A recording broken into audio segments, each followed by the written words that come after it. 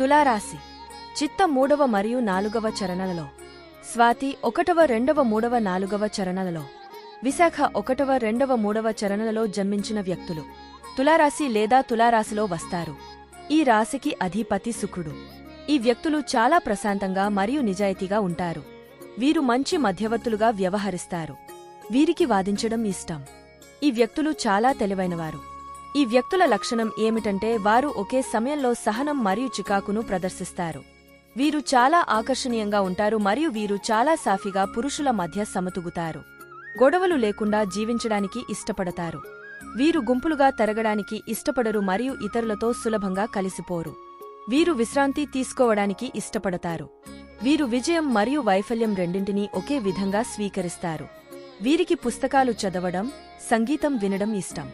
వీరు ఇతరుల అభిప్రాయాన్ని అంగీకరించరు.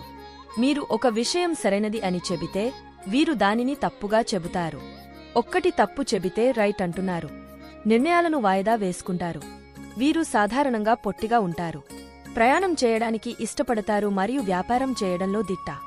వీరు డబ్బు విరాళం ఇవ్వడానికి వెనుకాడరు. వీరు కళలు మరియు కళాత్మక నైపుణ్యాలను ఇష్టపడతారు. వీరు తమ స్నేహితులకు మంచి సలహాలు ఇవ్వగలరు. వీరు తమ మాటలను ఇతరులను అంగీకరించేలా చేయగలరు. ఒకే చెడ్డ విషయం ఏమిటంటే వీరు అంటువ్యాధులకు లోనయ్యే అవకాశం ఎక్కువ ఉంది. వీరు ప్రతిభావంతులుగా జన్మించారు. వీరు ఇతరులను మంచి మార్గంలో నడపడానికి ఇష్టపడతారు మరియు వీరు నిర్భయంగా ఉంటారు.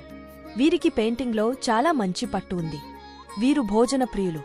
వీరు విద్యలో మంచివారు మరియు శాస్త్రీయ రంగంలో ఉత్తమంగా సరిపోతారు.